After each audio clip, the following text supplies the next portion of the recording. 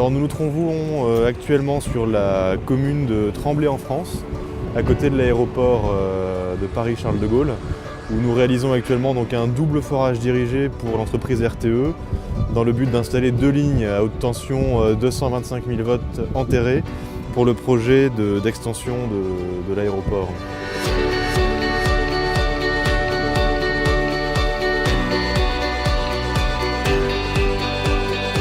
Forage horizontal dirigé, c'est-à-dire qu'en gros on fait de la traversée d'obstacles pour le passage de canalisation. Partout où il y a un obstacle où ça ne peut pas être ouvert de manière conventionnelle, eh bien, nous on passe en dessous, que ce soit des cours d'eau, des montagnes, des zones protégées comme la Roissy, des pistes d'avion.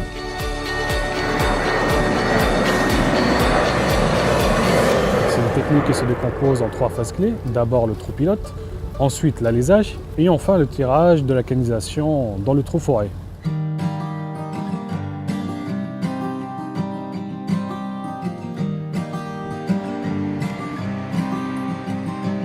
On est dans l'aéroport de Roissy-Charles de Gaulle, dans la zone cargo exactement, et on est juste en face des pistes, quoi. Le fait de travailler dans l'aéroport, puisqu'en fait on est installé dans l'aéroport, pose des contraintes d'organisation, notamment à la mise en place du matériel, à l'installation du chantier et à sa mise en route. Il a fallu passer par des étapes de validation et d'acceptation de chacune de nos machines, de chacun de nos personnels, pour pouvoir rentrer. Il a fallu faire valider le mode opératoire pour s'assurer qu'il n'y ait pas d'interférence avec l'aéroport. Ça a été le gros challenge. C'est plus contraignant pour nous parce qu'il faut qu'on passe le contrôle tous les matins pour y rentrer. Ça a été assez contraignant sur la préparation, je pense, niveau papier, tout ça. Il a fallu faire les badges pour tout le monde. Mais on va dire que niveau forage en lui-même, ça ne change rien. Une fois que le matériel est installé, ça reste du forage. Pour la partie forage dirigé, le projet a démarré en septembre 2015 et devrait durer jusqu'au mois de juin, début juin 2016.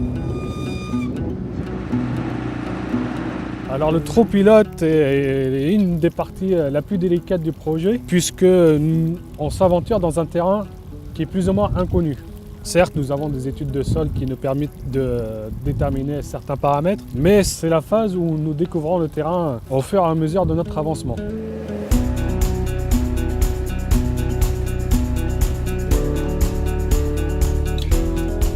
Là, ce qui était un peu difficile, c'est qu'on avait beau essayer beaucoup de choses, on n'avait pas les chiffres qu'il fallait jusqu'à un certain moment, quoi.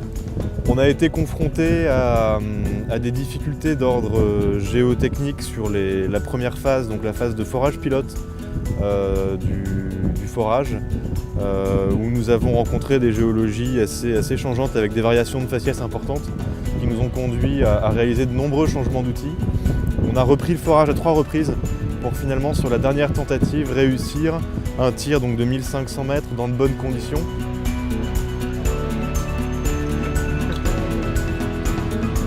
C'est déjà une belle distance, sachant que les records mondiaux, ça tourne autour de 1600 et je crois qu'il y en a un à 2000, mais c'est un petit diamètre. Mais si on a les chiffres qu'on veut et le profil qu'on désire avoir pour pouvoir tirer le tube, après, faut juste prendre son temps.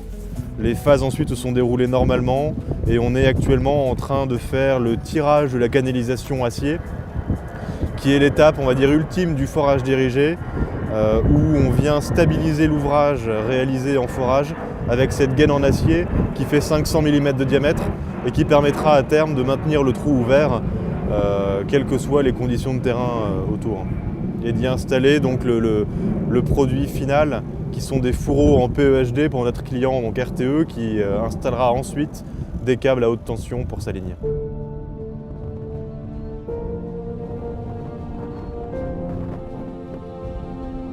Alors la phase de tirage est particulière en ce sens qu'elle se déroule en continu sur une journée. Il faut savoir qu'on ne s'arrête pas pendant un tirage de canalisation sur de pareilles longueurs pour éviter bien sûr l'effondrement du terrain pendant cette phase de tirage. Donc c'est une véritable course contre la montre.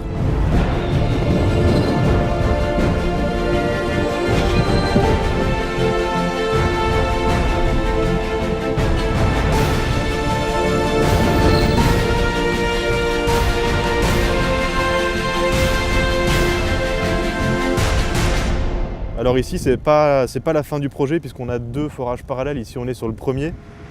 Les prochaines semaines vont être consacrées donc à la réalisation du second forage qui sera parallèle au premier, décalé de 5 mètres et pour lequel nous allons réaliser exactement les mêmes travaux.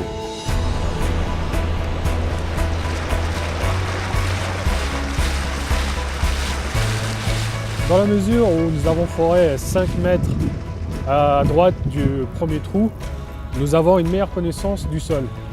Et donc nous avons repris la même méthodologie qui a réussi la première fois pour l'adapter sur le deuxième trou pilote. Et preuve en est, ça a très bien fonctionné. Quand je vois la sortie du trou pilote, c'est la satisfaction et la gratification d'un dur travail. Le trou pilote, c'est un trou qui est petit, qui fait, on va dire, avec la tête, qui va faire 11 pouces. Après, nous, on a grandi. Nous avons donc monté des aléseurs, puisqu'il y aura 2 passes d'alésage, une en 24 pouces puis en 32 pouces. Chaque passe d'alésage dure en moyenne 1 semaine, sachant que nous travaillons en double poste.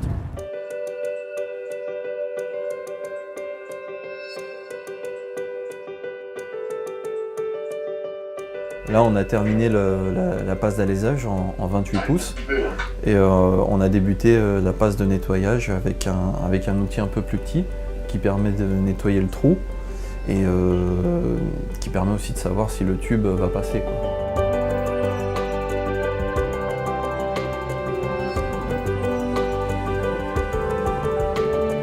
Un forage sans fluide, ça n'existe pas, quoi. Et la boue, c'est notre fluide de forage. Et c'est ce qui permet à la fois de ramener ce qu'on découpe et de maintenir le trou qu'on a fait entre guillemets stable. Et même si le terrain est très mou, on a des temps de pompage à respecter, c'est-à-dire qu'on veut pomper un certain volume sur la longueur de la tige pour être sûr que ce qu'on a ouvert est bien ressorti.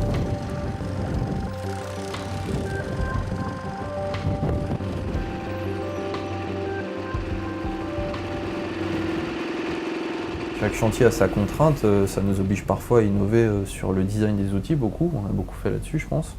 Et là, on crée un petit peu. Vas-y. L'outil de base, il existait déjà, c'est-à-dire qu'on pouvait tourner et tirer avec une autre machine, ça tourne. Mais on ne pouvait pas pomper à travers. Et c'est une conception de HDI, quoi.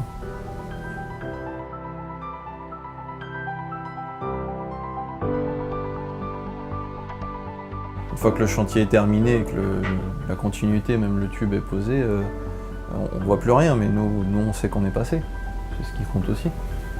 Dans la mesure où c'est une première pour moi, ça a été effrayant d'abord, mais j'ai très bien été dirigé par mon collaborateur, ce qui m'a permis donc d'être tout de suite à mon aise dans ce projet. C'est très fraternel. HDI, on est une petite équipe de travaux. Tout le monde se connaît, on vit ensemble pendant de nombreuses semaines sur les chantiers à travers le monde. C'est une joie à partager, vraiment. On est fiers de ce qu'on fait parce qu'on est peu à le faire et on est fiers de le partager ensemble et de montrer ce qu'on fait. Donc c'est une grande joie de voir ça enfin terminé, d'autant plus après toutes les épreuves qu'on a traversées.